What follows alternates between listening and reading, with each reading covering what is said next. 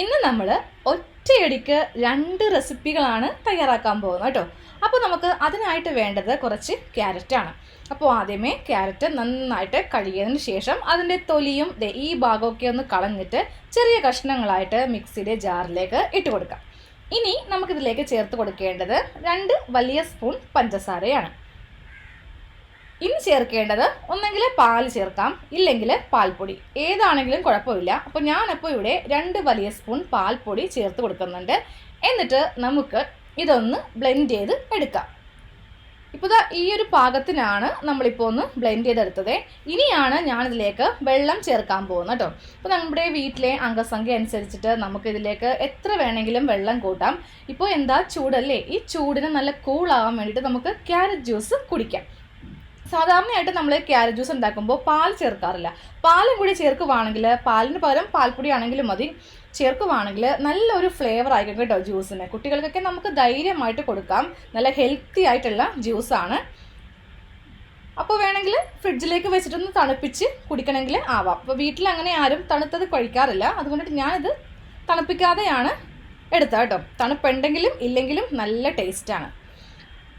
അപ്പോൾ 2 ഗ്ലാസ് അല്ല, നമ്മുടെ വീട്ടിലെ അംഗസംഖ്യ അനുസരിച്ചിട്ട് നമുക്ക് എത്ര വേണമെങ്കിലും വെള്ളം ചേർക്കാം. നല്ല കൊഴുത്ത ജ്യൂസ് നമുക്ക് കിട്ടും. അപ്പോൾ ഫസ്റ്റ് റെസിപ്പി തയ്യാറായിട്ടുണ്ട്. ഇനി നമുക്ക് സെക്കൻഡ് റെസിപ്പി നോക്കാം. എന്താണെങ്കിലും നമ്മൾ ഈ ജ്യൂസ് അരിക്കുമ്പോൾ കുറേ പിശറ് വരും. ഇത് കളയാൻ പറ്റത്തില്ലല്ലോ, ഇത്രയും വേണ്ട നമുക്കിതിൽ.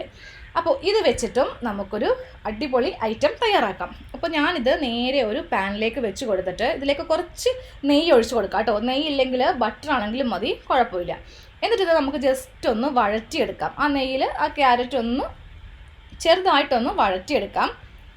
ഹൈ ഫ്ലെയിമിൽ തന്നെ വെക്കാം, ലോ ഫ്ലെയിമിലൊന്നും വെക്കേണ്ട ആവശ്യമില്ല. ഒരു 2 മിനിറ്റ് കഴിയുമ്പോൾ നമുക്കിതിലേക്ക് കുറച്ച് പഞ്ചസാര ചേർത്ത് കൊടുക്കാം കേട്ടോ. അപ്പോൾ ഈ പഞ്ചസാര അലിയുമ്പോൾ വെള്ളമായിട്ട് വരും. ഈ ഒരു പാകത്തിന് വേണം നമുക്കിതൊന്ന് വേവിച്ചെടുക്കാൻ വേണ്ടിയിട്ട്. അപ്പോൾ ഞാനിപ്പോൾ 2 വലിയ സ്പൂൺ പഞ്ചസാര ഇട്ടേ ഉള്ളൂ.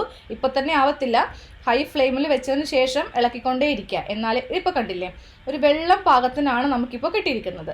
ഇനി നമ്മൾ ചെയ്യേണ്ടത് ഒരു മൂടിപ്പാത്രം വെച്ചിട്ട് ഒരു 2 മിനിറ്റ് ഇതൊന്ന് കുക്ക് ചെയ്ത് എടുക്കാം. അപ്പോൾ ആ ഒരു സ്പൂണ് വെച്ചിട്ട് ജസ്റ്റ് ഇങ്ങനെ ഒന്ന് പരത്തി വെക്കുക കേട്ടോ. കട്ടയായിട്ട് വെക്കണ്ട, ഒന്ന് പരത്തി വെച്ച് കൊടുക്കാം. എന്നിട്ടൊരു പാത്രം മീതേക്ക് വെക്കാം. 2 മിനിറ്റ് മതി, അധിക സമയമൊന്നും ക്യാരറ്റ് കുക്കാവാനായിട്ട് വേണ്ട. കാര്യം ഇത് നമ്മൾ ഓൾറെഡി മിക്സിയിലൊക്കെ അടിച്ചെടുത്തതല്ലേ. അപ്പോൾ അതവിടെ നിന്ന് കുക്കാവട്ടെ. ആ സമയത്ത് നമുക്ക് വേറൊരു പാൻ എടുക്കാം. അതിലേക്ക് കുറച്ച് തേങ്ങ ചിരകിയത് ചേർത്ത് കൊടുക്കാം. ഞാൻ കുറച്ച് ചേർക്കുന്നുണ്ട്. നമുക്കിത് ഒന്ന് ഫ്രൈ ചെയ്ത് എടുക്കണം, അതായത് റോസ്റ്റ് ചെയ്തെടുക്കണം. എണ്ണയൊന്നും ഒഴിക്കരുത്, എണ്ണയോ നെയ്യോ ബട്ടറോ ഒന്നും ചേർക്കരുത്. ജസ്റ്റ് ഫ്ലെയിമിൽ വെച്ചിട്ട് നമുക്ക് ആ നമ്മുടെ തേങ്ങയിലുള്ള ആ വെള്ളമൊക്കെ ഒന്ന് വറ്റിച്ചങ്ങോട്ട് എടുക്കണം. ചെറുതായിട്ടൊന്ന് റോസ്റ്റ് ചെയ്ത് എടുക്കുക കേട്ടോ. അപ്പോൾ ഫ്ലെയിം ഇടയ്ക്കിടയ്ക്ക് ഒന്ന് ചെറുതാക്കി വെച്ചോ. ഹൈ ഫ്ലെയിമിൽ തന്നെ വെക്കുവാണെങ്കിൽ ആ തേങ്ങയുടെ കളറൊക്കെ മാറിപ്പോവും, ചെറിയൊരു ബ്രൗൺ കളറായി പോവും. ഇപ്പോൾ ഇതാ റോസ്റ്റായി വന്നിട്ടുണ്ട്. ഇനി ഫ്ലെയിം നമുക്ക് ഓഫ് ചെയ്യാം കേട്ടോ. അതങ്ങോട്ട് നമുക്കൊരു സൈഡിലേക്ക് മാറ്റി വെക്കാം. അപ്പോൾ ക്യാരറ്റ് ഇവിടെ പഞ്ചസാരയെ മെൽറ്റായിൽ കിടന്ന് നന്നായിട്ട് വെന്ത് വന്നിട്ടുണ്ട്. ഇതിലേക്ക് നമുക്ക് ആ തേങ്ങ ചിരതയും കൂടെ ചേർത്ത് കൊടുക്കാം.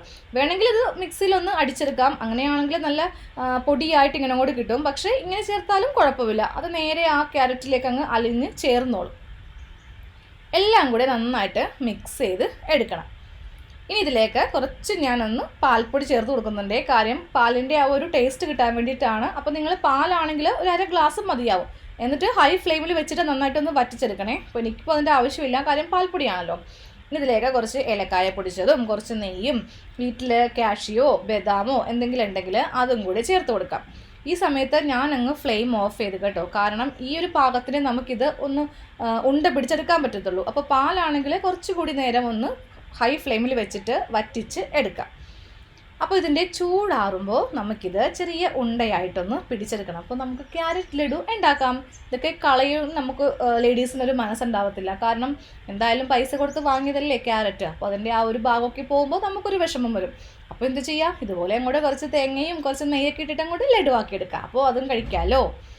അപ്പോൾ ക്യാരറ്റ് ലഡു റെഡി ആയിട്ടുണ്ട്. നല്ല ടേസ്റ്റാണ്, നല്ല സോഫ്റ്റാണ്. എല്ലാവരും തീർച്ചയായിട്ടും ഈ ഒരു ചൂടിനൊക്കെ ക്യാരറ്റ് ജ്യൂസ് കുടിക്കുമ്പോൾ ഇങ്ങനെ ചെയ്തിട്ട് ബാക്കിയുള്ള പിശറ് വരുമ്പോൾ നേരെ അത് ലഡു ഉണ്ടാക്കി കൊടുക്കാം. കുട്ടികൾക്ക് ഒത്തിരി ഇഷ്ടപ്പെടും. അപ്പോൾ വേഗം പോയി ഉണ്ടാക്കി നോക്കാം കേട്ടോ.